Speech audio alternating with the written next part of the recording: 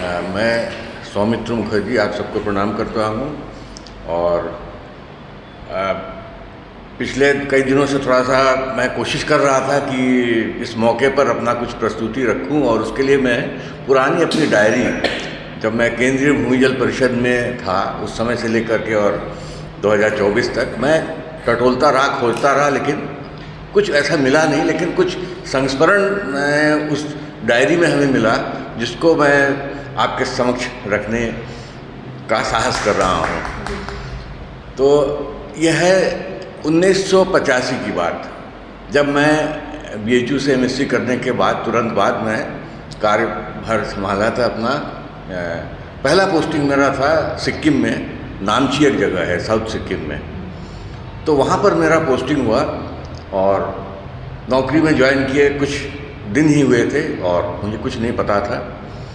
और मैं guest house में ठहरा, लेकिन जब हमारी ड्रिलिंग चल रही थी वो एक खाई में के अंदर चल रही थी, ग्राउंड वाटर के लिए, भूमिगत जल के लिए।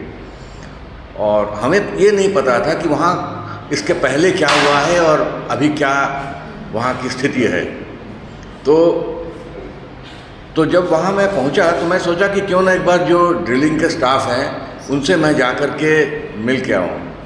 तो शाम का वक्त था, करीब 5:30-6 बज रहे थे, लेकिन वहाँ थोड़ा सा बादल भी आ जाती हैं पहाड़ों के बीच में, और कभी थोड़ी सी ऐसी अजीब सी अलौकिक वहाँ की परिस्थिति हो जाती है। और मेरे लिए पहला अनुभव था।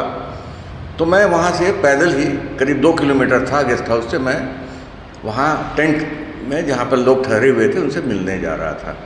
तो मैं देखा कि चारों तरफ सन्नाटा छाया हुआ है और एक आदमी बीच में से कहीं से दूर से दिखा हमें, और वो लगातार हमें प्रणाम करता जा रहा था। तो मुझे समझ में नहीं आया कि मैं यहाँ किसी को नहीं जानता हूँ, हमें कोई नहीं जानता है, तो हमें यहाँ प्रणाम करने वाला कौन आ गया। तो फिर वो दिखाई नहीं दिया, कहीं बादलों के पीछे। मैं सोचा वो ओझल हो गया होगा, खो गया होगा, या कहीं नीचे चला गया, या पहाड़ी आदमी है ऊपर कहीं चला गया होगा। फिर मैं धीरे धीरे खाई में जो टेंट लगा हुआ था, तो फिर मैं वहाँ पहुँच गया।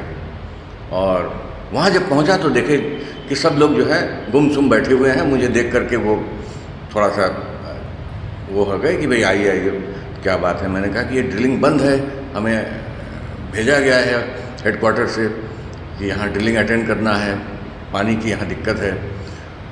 तो उन्होंने फिर हमें जो कहानी सुनाई, उन्होंने बताया कि जो एक ड्रिलिंग स्टाफ थे उनका, वो हिमाचल प्रदेश के थे, तो कपूर सिंह उनका नाम था, और उनकी जो है वहाँ किसी से झगड़ा हो गया था और ड्रिलिंग साइट पर ही वो उनको मार डाले थे, कपूर सिंह को। और उसके बाद से लगातार उनको जो है डर लगता है वहाँ, तो सब ड्रिलिंग कार्य जो है बंद है।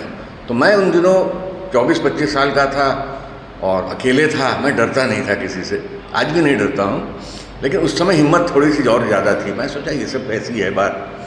तो फिर जो है उन्होंने कहा कि नहीं, वो कपूर सिंह जो है वो आ जाता है, और अभी थोड़ा सा रात होगी तो वो दिखाई भी देता है कभी कभी लोगों को। मैं इन चीज़ों पर बिल्कुल विश्वास नहीं करता था।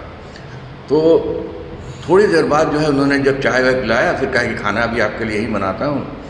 तो उन्होंने कहा कि देखिए ये उसकी वो सारी चीज़ें हैं और किस वजह से वो परेशान है पता नहीं, लेकिन उसके घर में जो है कमाने वाला और कोई नहीं है, उसके 2 छोटे छोटे बच्चे हैं और हो सकता है इसीलिए वो परेशान है। तो उन्होंने जब अपनी कुछ तस्वीरें दिखाने लगे तो उस पर कपूर सिंह की उन्होंने तस्वीर दिखाई, और फिर हमारे जैसे लगा कि ठंड तो थी वहाँ, हमें इतनी ठंड लगने लगी कि वही आदमी था जिसको मैंने ओझल होते हुए देखा था, जो हमें प्रणाम कर रहा था।